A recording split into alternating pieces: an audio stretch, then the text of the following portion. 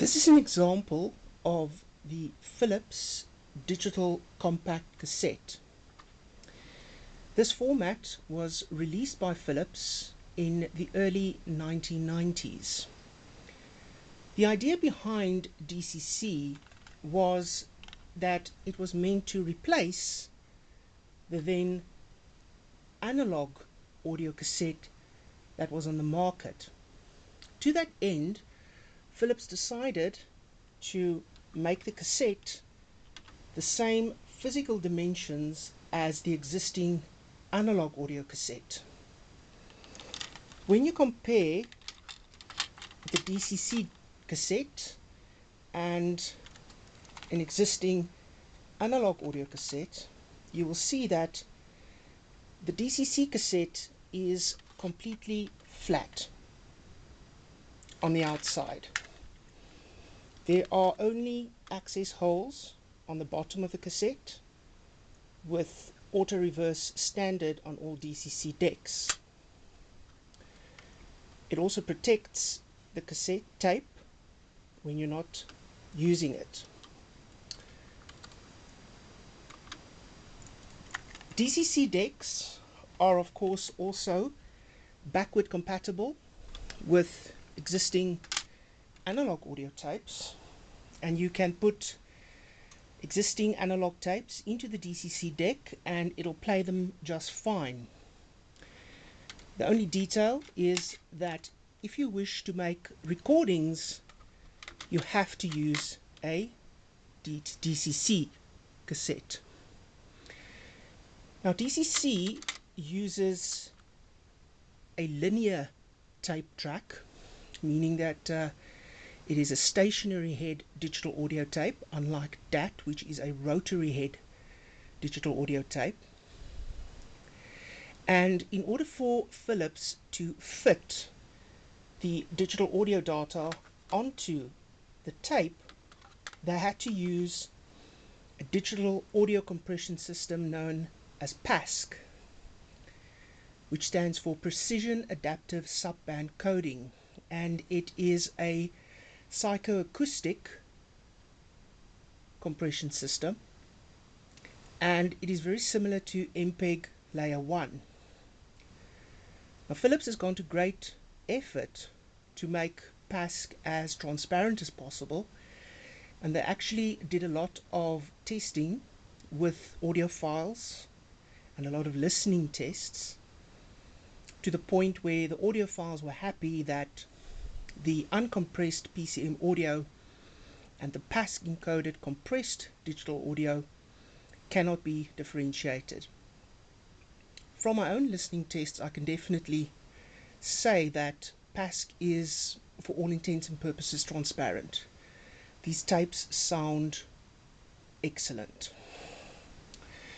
Now, you load the cassette in a drawer like so, and then you close the drawer. So in respect to the loading of the cassette, it's very similar to using a CD player. Now the DCC deck also has a display, and on this it can show you title information, track information, it can show you lyrics. Unfortunately, I don't have a commercially produced DCC deck, DCC tape rather, so I can't demonstrate that. But if I press play, this is what it looks like.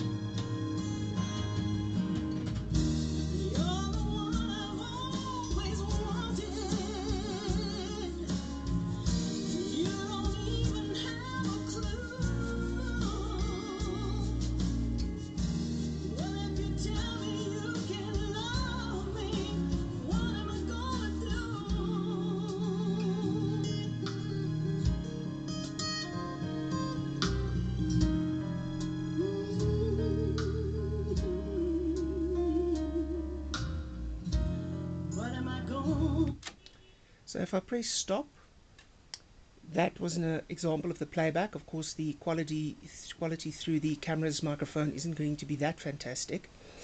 This deck uses a built-in bit stream converter, which is Philips's version of the 1-bit converter. And the only drawbacks really with this digital cassette-based system is you don't really have the instantaneous access that you enjoy with a CD. If you want to go to a different track, it will auto search for you, and that is quite convenient, but you still have the delay of the tape having to spool to the appropriate position. If you make a digital recording from a digital source onto the DCC deck, the DCC recording will be labeled as a copy, so you will not be able to make further digital copies of a particular tape. The system uses a serial copy management system, so that was mostly to keep the recording industry happy.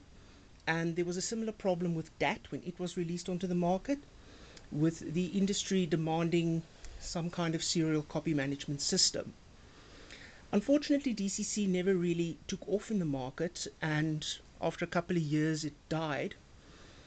And it's not because of any technical limitations of the system, I think. It produces extremely good audio quality. I'm listening here on a system with a Mark Levinson external DAC, amplified through a Mark Levinson audio amplifier, and it sounds really good. Unfortunately, I think it was the victim of public apathy. I think people figured, well, existing audio cassettes sound good enough. I can certainly vouch for that because I've done some test recordings on a Nakamichi analog audio cassette deck using high quality tape, and if you set your bias correctly, you certainly can approach CD quality sound.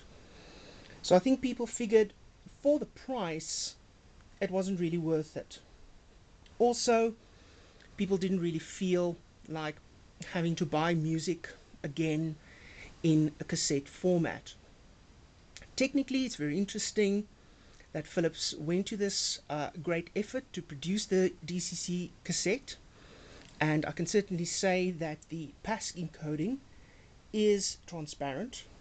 I have done many listening tests and I wasn't able to really hear a difference. One very good thing about the DCC deck, of course, is that it is backward compatible with existing analog audio cassettes, so you're able to just put in your normal audio cassettes and the player will accept it and play it just fine. I'm not going to play any audio from the audio cassette just to prevent any copyright problems. But a very attractive deck, very good sound quality, neat loading mechanism, and it comes with a excellent remote control. So that is the DCC. I'm quite happy with it. This is a unit that I purchased from Italy. It was hardly ever used, so it was in very good condition. One interesting thing about DCC is that it uses magnetoresistive heads to read the digital audio tracks. The tracks are laid down, 9 tracks in the one direction and 9 tracks in the reverse direction, and there is automatic switching between the sides. So that's why you only have the access holes on the one side. So you can very easily play on the one side and then push a button and it will go to the other side. For playback only, there is also Dolby B and C on this unit. Ciao.